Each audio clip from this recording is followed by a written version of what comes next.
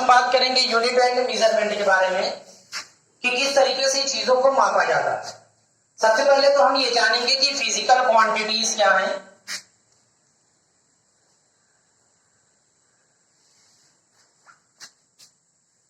Physical quantities, देखिए कोई भी चीज फिजिक्स में जब आप फिजिक्स पढ़ते हैं तो कुछ नियमों पर फिजिक्स है, और साथ ही साथ वो नियम जब लगाते हैं तो कुछ क्वांटिटी पर लगाते हैं, कुछ राशियों पर लगाते हैं, क्योंकि हमें फिजिक्स में मापन करना होता है। तो हम जिस भी राशि का मापन करेंगे पूरी फिजिक्स में, उन्हीं को फिजिकल क्वांटिटीज कहेंगे, भौतिक राशियां कहेंगे। कोई भी चीज, जैसे आप चले गए, आप मान लीजिए आपको मुझे मापना है, तो मुझे मापने के लिए आपको क्या करना पड़ेगा, आप किस हिसाब से मापना चाहते हैं ये बहुत जरूरी है। आप मेरी लंबाई मापना चाहते हैं तो लंबाई एक फिजिकल क्वांटिटी है। आप मेरा द्रव्यमान मापना चाहते हैं तो द्रव्यमान एक फिजिकल क्वांटिटी है। तो जितनी भी चीजें हैं, कोई भी चीज मापना है वो आपकी फिजिकल क्वांटिटी होगी, तभी आप फिजिक्स में उसको पढ़ेंगे। तो अब फिजिकल क्वांटिटी में भी कुछ ऐसा है, कुछ अलग अलग क्वांटिटी है। जैसे पहली इसमें फंडामेंटल क्वांटिटी है। फंडामेंटल क्वांटिटी, अब फंडामेंटल क्वांटिटीज क्या है? तो फंडामेंटल जो है वो मूल होते हैं या मौलिक। तो मूल राशियां कौन सी होती हैं? तो मूल राशियां क्या होती हैं, ये बहुत बड़ा मसला है। देखिए हर जगह कुछ चीजें फंडामेंटल होती ही होती हैं। फंडामेंटल ऐसी चीजें होती हैं जिनके बगैर फिजिक्स का काम नहीं चलता। ये ऐसी राशियां हैं, इनको बताने के लिए किसी और राशि की आवश्यकता नहीं है, किसी और क्वांटिटी की आवश्यकता नहीं है। इनको फिजिक्स में फिक्स कर दिया गया। कुछ ऐसे, जैसे हमारी दुनिया में कुछ ऐसे भी लोग हैं जिनको बताने के लिए किसी और की जरूरत नहीं है। अब जैसे दाऊद इब्राहिम हो गया, तो दाऊद इब्राहिम जहां जाएगा वहां पर लोगों को पता चलेगा कि हाँ भाई आ गया। तो वैसे ही फिजिक्स में भी बहुत सी ऐसी क्वांटिटियां हैं, 7 क्वांटिटी ऐसी ली गई है जिनको बताने के लिए किसी की जरूरत नहीं है। वो अपने आप में दाऊद इब्राहिम है, वो कहीं भी रहेंगी तो उन्हीं की सपोर्ट से पूरी दुनिया चलेगी। या वही 7 ऐसी राशियां हैं जिनसे पूरी फिजिक्स हमारी चलने वाली। जितने भी लोग हैं इन्हीं 7 राशियों पे डिपेंड करेंगे। अब इसके बाद दूसरी आती है डिराइव्ड क्वांटिटी, जिसे हम कहते हैं व्युत्पन्न राशियां। तो जो डिराइव्ड क्वांटिटी है,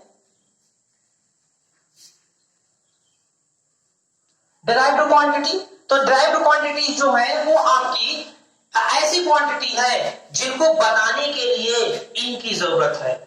जैसे हम क्या किया, हम यहां पर हमारा कोई काम पड़ गया। जब हमारा कोई काम पड़ा कहीं, तो हम जाकर के सोर्स लगाते हैं, बताते हैं कि हम दाऊद इब्राहिम से सोर्स लगा के आए, थोड़ा सा हमारा काम कर दीजिए, तो वहां पर आपका काम हो जाता है। वैसे ही डिराइव्ड राशियां जो है वो अपने अंदर कुछ फंडामेंटल राशियों के सपोर्ट पे खड़ी होती है। तो डिराइव्ड राशियां जो होती हैं वो आपकी इनके सपोर्ट पर है, लेकिन फंडामेंटल राशियां जो है वो किसी के सपोर्ट पर नहीं खड़ी है। ये खुद में ही दाऊद इब्राहिम, इनको किसी के सपोर्ट की जरूरत नहीं है। तो अब ये जो है वो हमारे पास 7 है, मेनली 7 है। पहली जो आपकी हो जाएगी लेंथ, दूसरी मास, लेंथ लंबाई, द्रव्यमान, और तीसरी टाइम, और चौथी जो आपकी है वो टेम्परेचर, पांचवी जो आपकी हो जाएगी वो करंट, छठे नंबर पे आपको ल्यूमिनस इंटेंसिटी,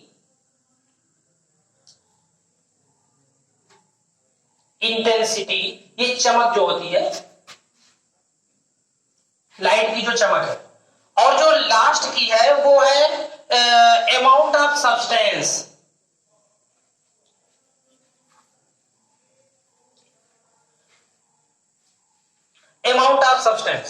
तो length, mass, time, temperature, current, luminous intensity और amount of substance.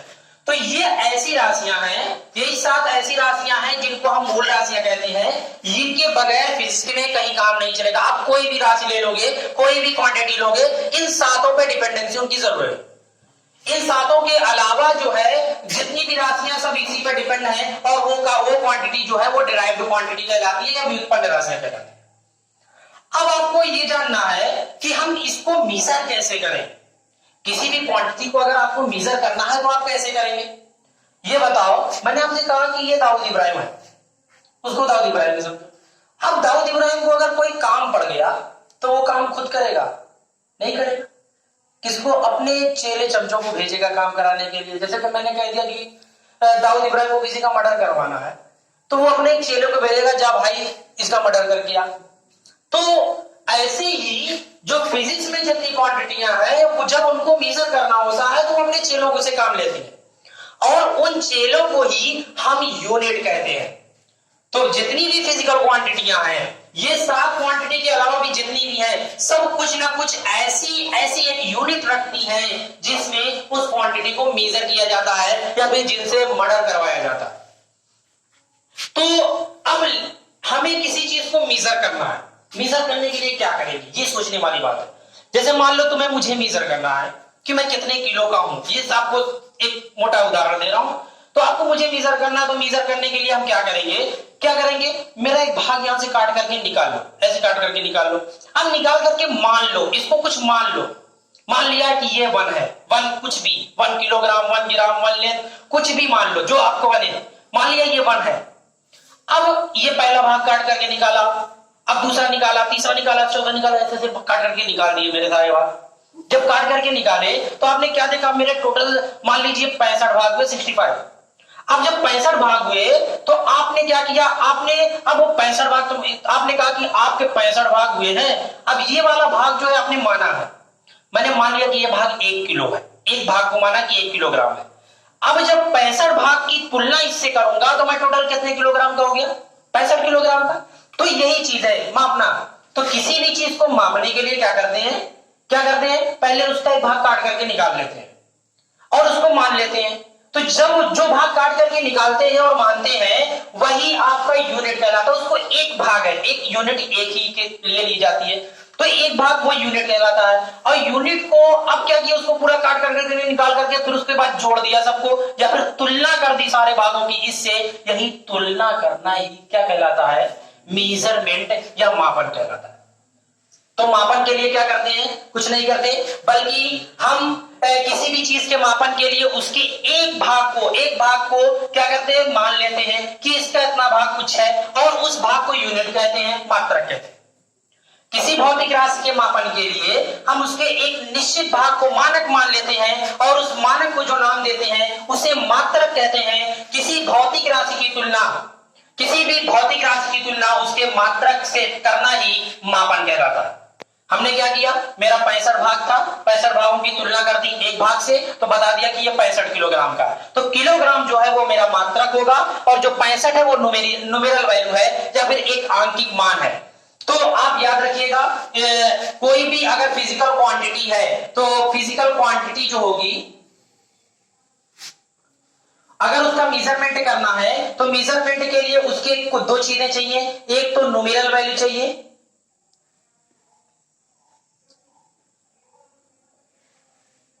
Nominal value, और दूसरी चीज उसके साथ जुड़ी रहनी चाहिए, क्या, यूनिट उसकी।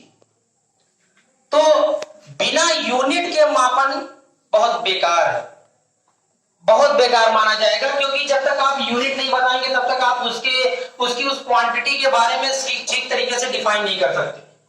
कोई जरूरी नहीं है कि नॉमिनल वैल्यू बहुत ज्यादा हो तो यूनिट भी बड़ी हो या उसको क्वांटिटी बड़ी हो। यूनिट छोटी कर देता हूं, नॉमिनल वैल्यू बड़ी है। जैसे मैं कह दिया कि ये ग्राम है, 1000 ग्राम, छोटे में बोल दिया 1 किलोग्राम, यूनिट बदलने पर चेंज हो जाएगा सब कुछ। तो मापन के लिए आपको कुछ नहीं करना है, किसी भौतिक राशि के मापन के लिए निश्चित परिमाण को काट करके निकाल लेना है और उससे भौतिक राशि की तुलना उससे करना ही मापन कहलाएगा, जो आप कर रहे हैं। अब यहां पर आपके पास लेंथ है, तो लेंथ के लिए ये आपकी क्वांटिटी है और दूसरी चीज जो आपका है ये आपका बन जाएगा इसकी यूनिट। तो लेंथ की यूनिट आप अपने हिसाब से जो लेते हैं वो मेनली मीटर होती है, मास की, द्रव्यमान की क्या होती है, किलोग्राम होती है, और टाइम, समय की क्या लेते हैं, सेकेंड। टेम्परेचर जो है ये केल्विन में मेजर किया जाता है और करंट जो है ये एम्पियर होता है और लुमिनस इंटेंसिटी ये कैंडिला होती है, यूनिट इसकी। ली जाती है कैंडिला। और अमाउंट ऑफ सब्सटेंस जो होता है ये मोल होता है। तो आपके पास ये 2 2 4 2 6 7 ऐसी क्वांटिटी है, 7 ये ऐसी क्वांटिटी है जिन पे आप कह सकते हैं कि इन्हीं पर पूरी फिजिक्स टिकी हुई है, इनके बगैर फिजिक्स का काम नहीं चलने वाला है। और इनका ये जो अपना इनका जो काम होता है वो काम करवाते हैं अपनी यूनिट से, लेंथ मीटर से करवाता है, मास किलोग्राम से करवाता है, टाइम सेकंड से करवाता है, टेम्परेचर केल्विन से करवाता है, करंट जो है वो एम्पियर से करवाता है, तो ल्यूमिनस इंटेंसिटी कैंडिला से, जबकि अमाउंट ऑफ सब्सटेंस जो है वो मोल से करवाता है। तो हमने बात की मापने की कि हम माप लेते हैं अपने हिसाब से, मापने के लिए एक मानक मान लेते हैं, एक कंसीडर कर लेते हैं कि इतना है। तो अब हमें बता दिया गया, जैसे 1971 में 1971 में एक संस्था बनाई गई यूनिट के लिए, SI, international system of unit, SI. तो एसआई में उन्होंने ये बता दिया कि लेंथ का ये सबका ये मात्रक होगा, सबका ये चीजें होंगी। अब मसला ये है कि मीटर, 1 मीटर कितना होता है, 1 किलोग्राम कितना होता है। तो मैंने क्या कहा, मैंने कहा कि आप मान लेंगे। तो जब आप मान लेंगे तो यहां पर आप भी मान लीजिए। उन्होंने जैसे मान लीजिए कि उन्होंने बताया कि मास जो है किलोग्राम, 1 किलोग्राम को बताया उन्होंने कि इतना होता है, माना है बस, और कुछ नहीं है। ये मत सोचना कि कुछ नया है, वो माना है। उन्होंने मान लिया था कि 4 डिग्री सेल्सियस पर 1 लीटर जो पानी होगा वही 1 किलोग्राम होगा। 4 डिग्री सेल्सियस पर 1 लीटर पानी का जो द्रव्यमान होगा वो 1 किलोग्राम होगा, वो माना है। आप भी मानते हैं। अब मान लीजिए मार्केट में आप गए, आजकल तो तरबूज का दिन है, मजा आ जाता है। तो जब वहां जाएंगे खरीदने तो आप क्या देखते हैं, आप तो नए, लेकिन वो जो बंदा बेचता है ना वो बहुत माहिर होता है सब मानने में। उसके यहां जब जाओगे तो तराजू में बटखरा नहीं मिलेगा, ईटा मिलेगा इतना बड़ा सा, और वो 2.5 किलो का डायरेक्ट रहता है। तो आप देखोगे, आप पूछोगे कि भाई ये तराजू ये कौन सा बटखरा, तो बता देगा 2.5 किलो है ये। उसने माना है 2.5 किलो, निपटा लिया है वो। तो ऐसे ही इन लोगों ने भी मान लिया है कि 1 किलोग्राम इतना है, तो उतना पूरी दुनिया मान रही है, पूरी दुनिया को उसी पे समझा देंगे। लेकिन अगर तुम अपने हिसाब से चाहो तुम भी मान सकते हो, तुम अपनी यूनिट लेकर के जाओ। अगर कोई बताओ कि ये इतना है, अगर कोई बोले तमाचा मार ये मेरी यूनिट है भाई, तो लोगों की यूनिट अलग अलग है। आप अलग अलग तरीके से यूनिट का मेजरमेंट किसी भी क्वांटिटी का अलग अलग यूनिट में मेजरमेंट कर सकते हैं। लेकिन ये जो है ये आपका माना जा चुका है, एसआई ने इसको सिलेक्ट कर लिया है। हम अगर बदलेंगे तो अब दिक्कत होगी, हमारी फिजिक्स में दिक्कत होगी, क्योंकि पूरी फिजिक्स इन्हीं पर चल रही है। ठीक, तो अब हम लोग आगे बढ़ते हैं। तो याद रखना ये फंडामेंटल क्वांटिटी यही 7 है, और इसके अलावा जितनी भी क्वांटिटी है सब डेराइव्ड क्वांटिटी है। 2 क्वांटिटी जो है वो सप्लीमेंट्री क्वांटिटी है। तो सप्लीमेंट्री क्वांटिटी हम देख लेते हैं कि कौन कौन सी है। सप्लीमेंट्री क्वांटिटी में एंगल है, कोण जिसे कहते हैं, और दूसरा जो है वो घन कोण है। तो सॉलिड एंगल जिसे बोलते हैं, एंगल तो आप जानते ही है सिंपल में कि कोण किसे कहते हैं। कोण किसे कहते हैं, जैसे मान लीजिए कि एक लाइन है, ये एक लाइन है, मैंने एक और लाइन खींच दी, 2 लाइन खींच दी। अब 2 लाइन जब खींची है तो 2 लाइन के बीच में कुछ बना है, देखो एक आकृति बनी है, यहां भी एक आकृति बनी है, यहां भी एक आकृति बनी है, और यहां भी। तो जब 2 लाइन एक दूसरे को कहीं कट करती है ना, तो जो आकृति बनती है उसे क्या कहते हैं, कोण कहते हैं या एंगल कहते हैं। ठीक, तो ये जो कोण है इसको डिफाइन किया गया कोण बड़ा, आप जानते हैं वहां से कि अगर एक सर्किल है तो सर्किल में आर्क और रेडियस और एंगल आर्क और रेडियस को मिलाकर के डिफाइन किया गया, कोण बराबर 4/3 त्रिज्या। तो वहां से आपको जब डिफाइन किया गया तो वहां से ये कोण है, ये भाग कोण का है। अब घन कोण क्या होता है, देखिए कोण जो है वो 2 डायमेंशनल क्वांटिटी है, कोण जो है वो 2 डायमेंशनल है, लेकिन घन कोण या सॉलिड एंगल है वो 3 डायमेंशनल है।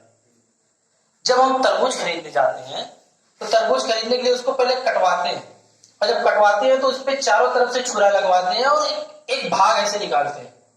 ठीक है, ऐसा कुछ रहता है।